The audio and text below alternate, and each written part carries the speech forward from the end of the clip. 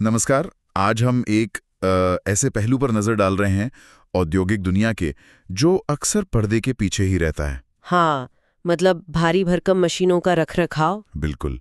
हमारे पास रेडिएंट के पीएमटीए डिवीजन के कुछ दस्तावेज हैं।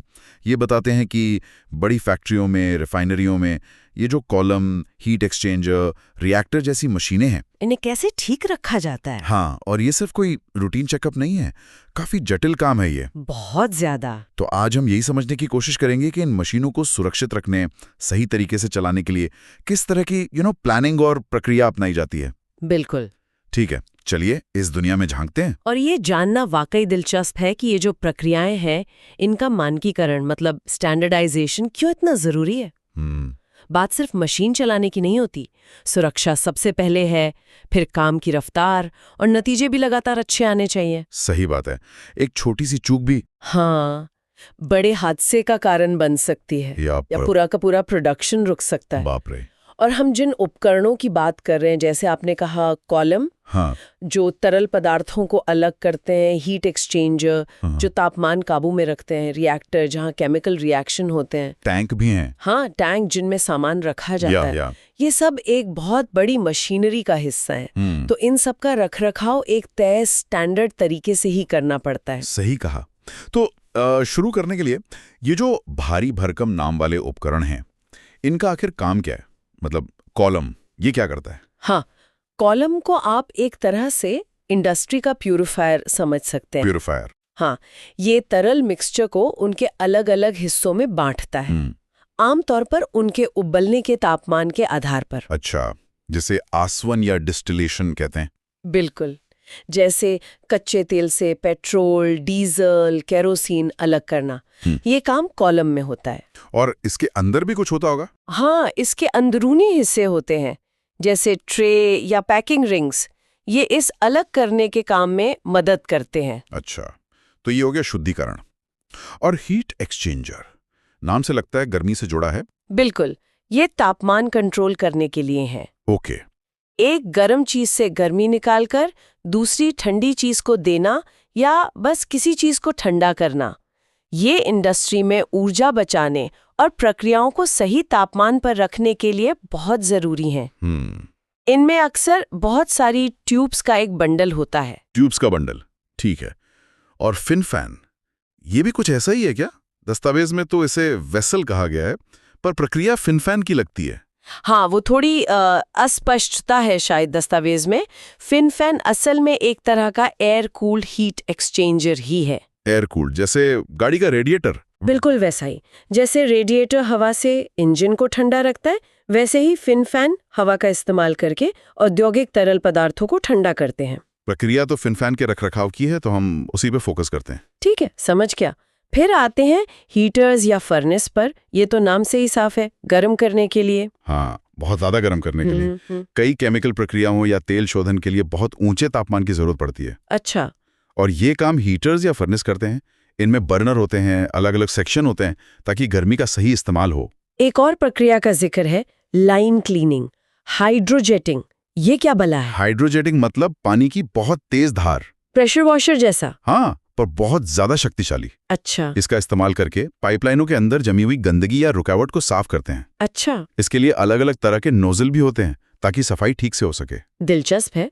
और रिएक्टर या ट्यूबुलर रिएक्टर, ये तो कुछ केमिकल लैब जैसा लग रहा है। हाँ, कह सकते हैं कि ये इंडस्ट्री के बड़े केमिकल लैब है। रिएक्टर वो बर्तन या उपकरण है जहाँ केमिकल बदलाव मतलब रिएक्शंस किए जाते हैं।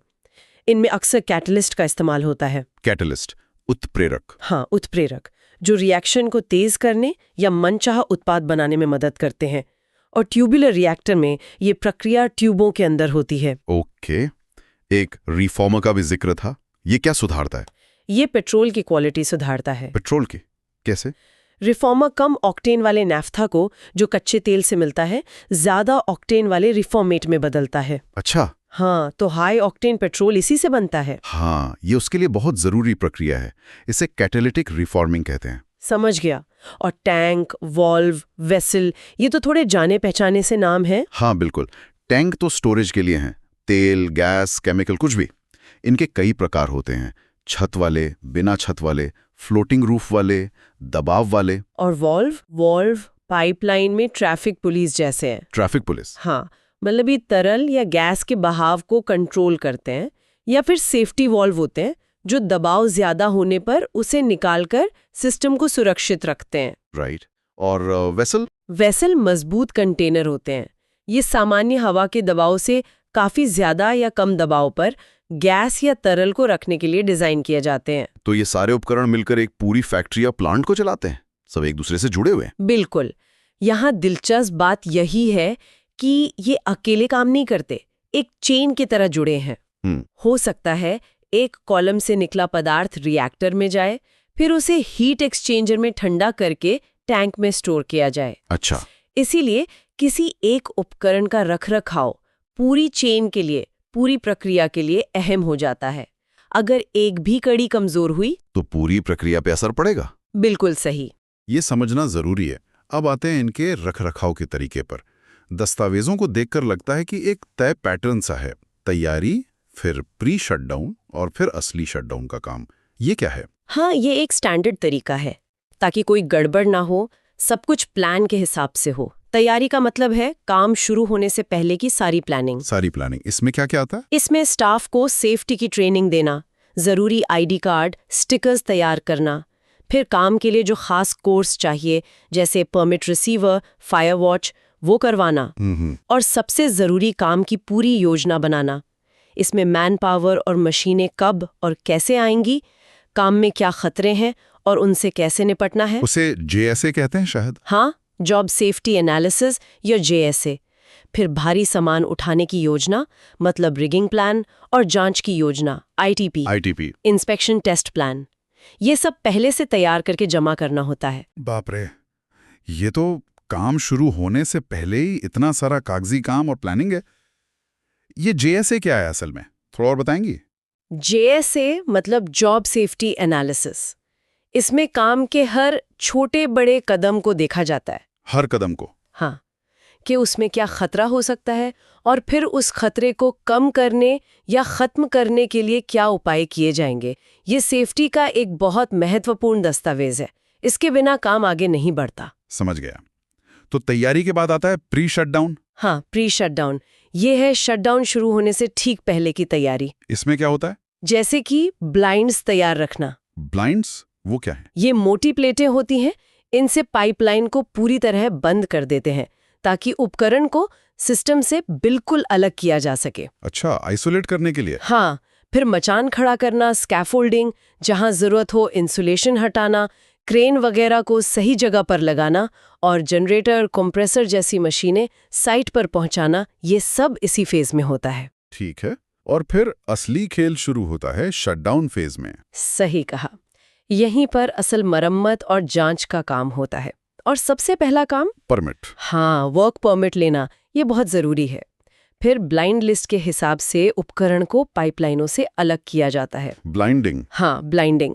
फिर वॉल्व्स वगैरह हटाए जाते हैं और फिर उपकरण को खोला जाता है, मैनहोल कवर, फ्लैंज वगैरह खोलकर। खोलने के बाद सीधा मरम्मत शुरू या पहले जांच होती है? नहीं, पहले जांच।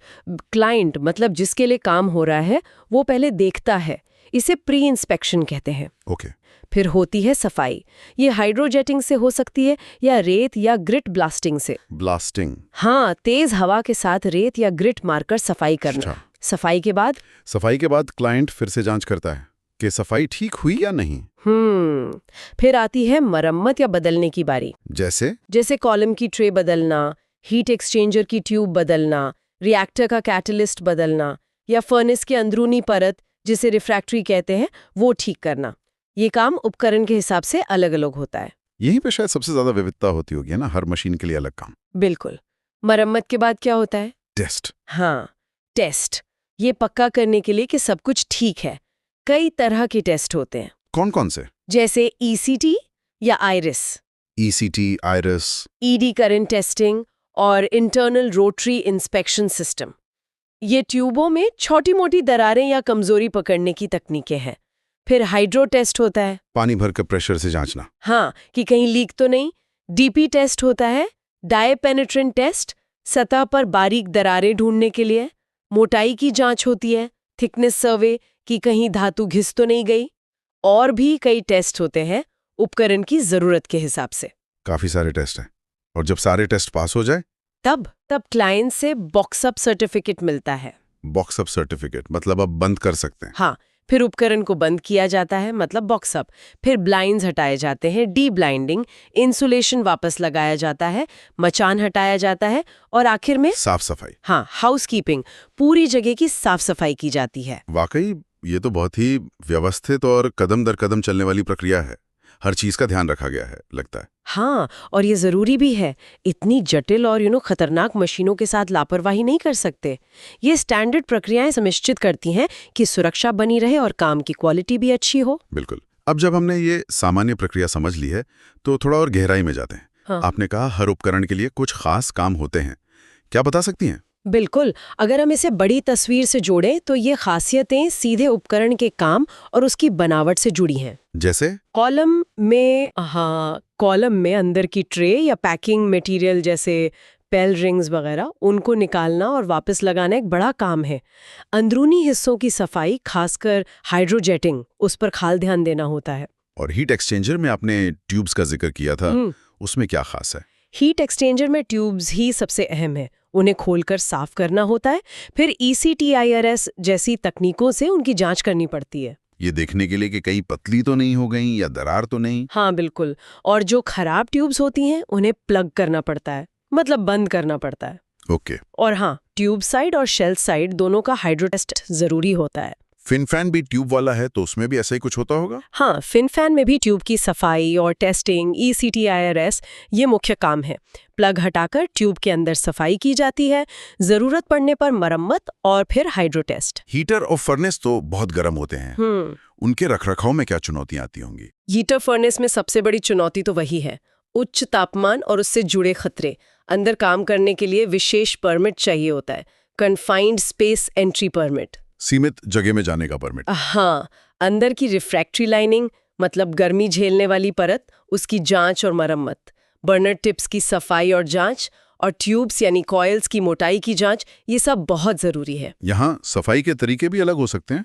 और रिएक्टर और रिफॉर्मर में कैटलिस्ट की बात हुई थी, वो कैसे संभाला जाता है? वो तो बहुत नाजुक चीज लगती है। हाँ, ये बहुत ही नाजुक काम है। बिल्कुल, रिएक्टर और रिफॉर्मर में कैटलिस्ट को बहुत सावधानी से निकालना पड़ता है, वैक्यूम से या डंप करके। और फिर नया भरना? हाँ, और नया कैटलिस्ट भरने के भी खास तरीके होते हैं, जैसे डेंस लोडिंग या सॉक लोडिंग, ताकि कैटलिस्ट सही ढंग से पैक हो और ठीक से काम करे। अगर ये ठीक से ना हो तो उत्पाद की क्वालिटी और मात्रा पर भारी असर पड़ सकता है। कैटलिस्ट की जरा सी खराबी या गलत लोडिंग बहुत नुकसान कर सकती है। समझ गया। इसके अलावा रिएक्टर की ट्यूब्स की खास टेस्टिंग भी होती है, जैसे स्क्वैश टेस्ट या DP टेस्ट। स्रोत में BA कंटेनर का भी जिक्र है। BA container? हाँ, जो शायद ब्रीदिंग अपैरेटस, मतलब सांस लेने के उपकरण से जुड़ा है, यानी अंदर काम करते समय सुरक्षा का अतिरिक्त ध्यान। अच्छा, रिफॉर्मर में कुछ और खास होता है? रिफॉर्मर में कैटलिस्ट हैंडलिंग तो है ही, उसके अलावा ट्यूब्स की नॉन डिस्ट्रक्टिव टेस्टिंग NDT होती है, जैसे ECT या H स्कैन। जरूरत पड़ने पर ट्यूब बदलना भी पड़ता है। वीडियोस्कोप से अंदरूनी जांच और DP टेस्ट भी होते हैं। टैंक के रखरखाव में क्या अलग है? बड़े बड़े टैंक होते हैं। टैंक में सबसे पहले तो नीचे जो कीचड़ जमा हो जाता है, स्लज, उसे साफ करना एक बड़ा काम हो सकता है। हाँ, सुना है। बड़े टैंकों में अंदर मचान बनाकर काम करना पड़ता है। ब्लास्टिंग से सफाई के बाद अंदर की दीवारों की जांच और मरम्मत होती है। एक खास test wet fluorescent magnetic particle का जिक्र है, जो सतह की बारीक दरारें ढूंढने में मदद करता है। और वॉल्व और विसल, वो तो सीधे साधे लगते हैं, पर उनका काम महत्वपूर्ण है। वॉल्व को हटाकर मरम्मत के लिए भेजा जाता है या नया लगाया जाता है। लगाते समय ये ध्यान रखना होता है कि वो एकदम सही अलाइनमेंट में हो। हाँ, वरना लीक हो सकता है। बिल्कुल। और वेसल में अंदर के पार्ट्स होते हैं, जैसे डिस्ट्रीब्यूटर पाइप या डिमिस्टर मैश। हाँ, ये गैस में से तरल की छोटी बूंदों को अलग करता है। इन सब को निकालकर साफ करना और जांचना पड़ता है। तो ये साफ है कि भले ही बुनियादी ढांचा वो 3 स्टेप वाला एक जैसा हो, हर मशीन की अपनी जरूरतें हैं, अपने तरीके हैं रखरखाव के। बिल्कुल सही। और सुरक्षा की बात बार बार आ रही है। JSA, work permit, confined space entry permit, ये सब क्या बताते हैं? मतलब इतनी रेगुलेशन क्यों? ये बताते हैं कि ये काम कितने जोखिम भरे हो सकते हैं और सुरक्षा को कितनी गंभीरता से लिया जाता है। ये सिर्फ नियम नहीं है, ये लोगों की जान बचाने और बड़े हादसों को रोकने के तरीके हैं। हर कदम पर खतरे का आकलन होता है और उसे काबू करने के उपाय किए जाते हैं। ये एक बेहद रेगुलेटेड मतलब नियंत्रित माहौल है। स्रोत में क्लाइंट और प्रोजेक्ट इंचार्ज की भूमिकाओं का भी जिक्र है कि वो मिलकर काम करते हैं। इसका क्या मतलब है? इसका मतलब है कि ये एक टीम वर्क है, अकेले किसी से नहीं होता। क्लाइंट बताता है कि क्या काम करवाना है, उसकी ज़रूरतें क्या है, ड्राइंग देता है। ओके। और प्रोजेक्ट इंचार्ज की जिम्मेदारी है कि काम सुरक्षित तरीके से हो, सही क्वालिटी के साथ हो और समय पर पूरा हो। तो दोनों के बीच अच्छा तालमेल होना जरूरी है। बहुत जरूरी है, ताकि कोई गलतफहमी ना हो और नतीजा वही मिले जो चाहिए। इतने विस्तार और इतने सारे नियमों की जरूरत क्यों पड़ती है इन कामों में? क्या बिना इसके काम नहीं चल सकता? जैसा मैंने पहले कहा, सबसे पहला कारण तो सुरक्षा ही है।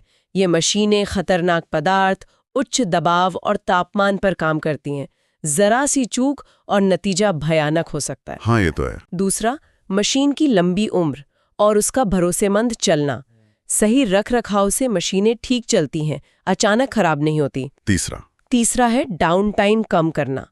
प्लांट का बंद होना मतलब प्रोडक्शन रुकना बहुत महंगा पड़ता है। तो एक तय प्लान के साथ शटडाउन करके रख रखाव करना अचानक किसी ब्रेकडाउन की वजह से बंद करने से कहीं बेहतर है। ये बात समझ में आती है, लेकिन अक्सर ये भी सुना है कि शटडाउन में समय की बहुत कमी होती है, जल्दी काम खत्म करने का दबाव होता है। ऐसे में तेजी और सुरक्षा के बीच संतुलन कैसे बनता है? ये तो एक चुनौती होती होगी। बिल्कुल, ये एक लगातार बनी रहने वाली चुनौती है। इसीलिए इतनी विस्तृत प्लानिंग की जाती है शुरू में। अच्छा।